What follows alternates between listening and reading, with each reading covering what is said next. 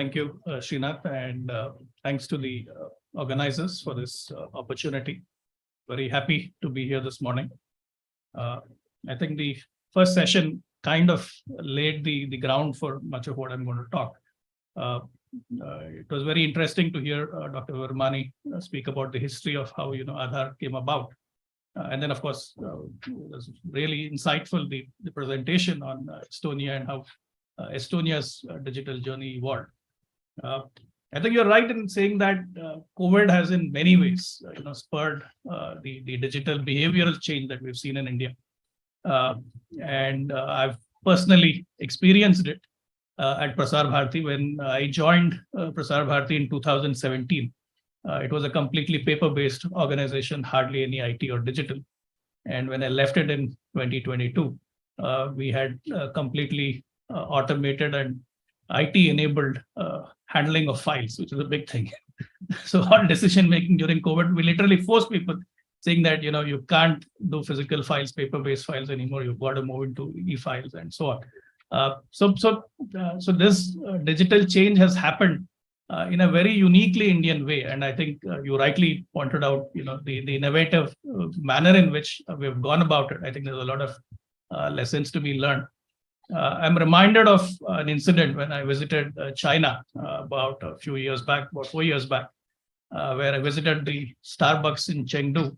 And I was trying to make a payment using a credit card. And they literally had no idea how to swipe a credit card. They had to take out the manual to see how the MSR card has to be swiped because they had already made the transition to mobile payments. And when I look at India with UPI, we have even skipped that step, right? You go to a card, there is no MSR card. Forget the manual, right? People have completely embraced QR codes and mobile phones. So it's a very different path that we've taken. And on the one hand, if you look at the United States and most of the advanced West, their digital public goods infrastructure or actually forget public goods, and their digital infrastructure has largely been about big tech platforms. And that is the path, the direction that the West largely took.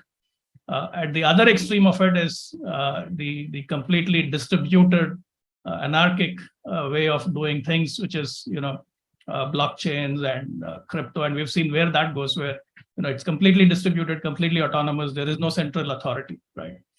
So you had these two very contrasting models for building out digital infrastructure. And what we have in India is a very unique middle path. And I think it perhaps goes to our cultural values, where we always try to find the middle path on this. And so the way Aadhaar evolved, with a centrally created platform. But then when you look at UPI, it's a network of distributed transactions, right? And all of this is possible through Open API. I think that is the key part of our approach to digital public goods or digital infrastructure, that the middle path is about not very large private tech platforms dominating the landscape, or it is not about completely distributed, completely autonomous, edge-based computing. It is a hybrid model where we have the central big platforms. At the same time, we have open APIs where anyone can participate. And then that grows the network. And we've seen that stupendous growth with UPI transactions, where the open API architecture allows everyone to participate, be it banks, be it small vendors, be it individuals.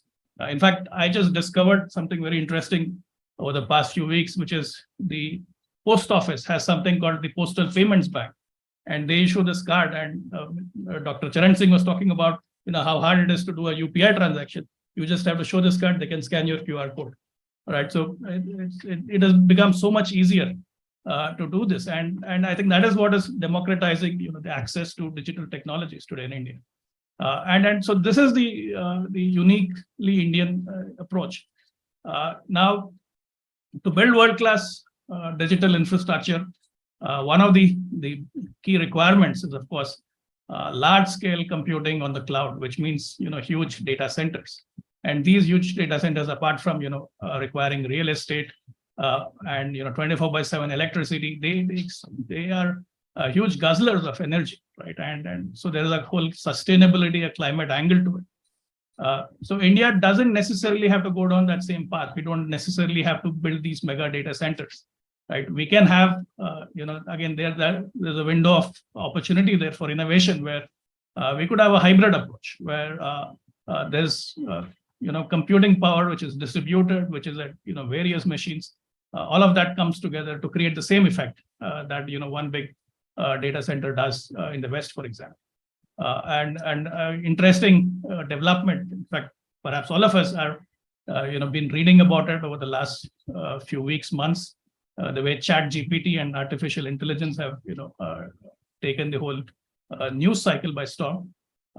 Now, for something like ChatGPT, you're talking of very expensive GPUs, big computing power to be able to, get you that interesting, intelligent response through a chat bot. And that looks like, a lot of energy and computing going into, doing something very, very small, but though, of course, interesting and intelligent, right? Now, I just read that Stanford University has come up with a similar model, large scale, language model, which can be run on a regular Mac, which probably has, equal amount of computing power as a GPU, right? So we will have to look at innovative approaches of this nature, where it doesn't necessarily have to be, large scale, IT infrastructure. With intelligent edge computing, perhaps we can achieve the same results. Also, we'll have to do it in a very uniquely Indian way. If you look at what is happening with AI, especially in the US, these large models like ChatGPT or Bard and Google, they're all being built from a very American perspective, right? The training data that has gone into it, which is largely sourced from the open internet, has been, modeled from an American worldview standpoint. And I think there is a risk there that, we lose what is uniquely Indian there. So our approach to, again, building these kinds of AI-based platforms will have to be very uniquely Indian. We have to take the middle path, where I think interesting efforts like AI for Bharat at IIT Madras, the Bhashini initiative, which the Ministry of IT has been championing around Indian languages, where we can have a similar language model for Indian languages. And in India, the diversity of languages is such that, it's not just 20, 25 official languages, you have hundreds of dialects. So to build a model that can, serve all of this diversity in a very uniquely Indian way will require an approach, which is very uniquely Indian. And I think that is where our innovation has to tread that middle path. And that will have to be, based on open APIs, public-private partnership. I think very relevant what the Estonian experiences, that not everything can be built out by the public entities. So it will require, private partnership. And rather than, go down the path where a few tech platforms, have such scale and such power that, the public interest is compromised. We can't, afford that. At the same time, we can't afford the anarchy of completely distributed, completely autonomous systems either. So the hybrid model of UPI, the hybrid model of Aadhaar, I think is the way to go. And in the future that we will see it. Also, this requires, high-speed internet connectivity, which is the other challenge, which Dr. Virmani was talking about, where, can you get network connectivity to every corner of India? There again, if you look at the path that we've taken, it is not linear, right? We didn't go from landlines to, fixed broadband to, so on. Similarly, on the television side, we didn't go from terrestrial to, digital terrestrial and then cable and satellite. Our approach has always been that, we skip certain steps in between. We take leaps, which gets us an advantage. And a similar leap will have to be taken on the connectivity side as well, with 4G, 5G, and perhaps even 6G in a few years. We may not necessarily need, high-speed broadband at every home. Mobile technologies will help us, skip those interim steps. And one other interesting technology I just want to share today is what is called direct-to-mobile broadcasting, where you could receive broadcast signals directly on your mobile phone. So this phone is an experimental phone which has, an embedded chip which can directly get broadcast signals from your, towers. What this can help us do is shift this explosion of video traffic that we're seeing on 4G and 5G networks onto these mobile phones. So if millions of people are watching an IPL match, why do it over the internet? You can do it over the broadcast phone directly, right? And then that will free up bandwidth for the kinds of applications that Dr. Virmani was talking about, telemedicine, teleeducation, the applications which are of great social importance, where you need low latency, high interactivity. So that can happen on the cellular network.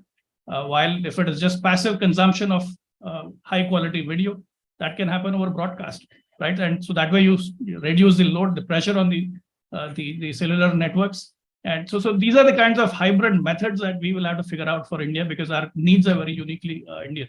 So on that note, again, I want to thank this opportunity to share these thoughts.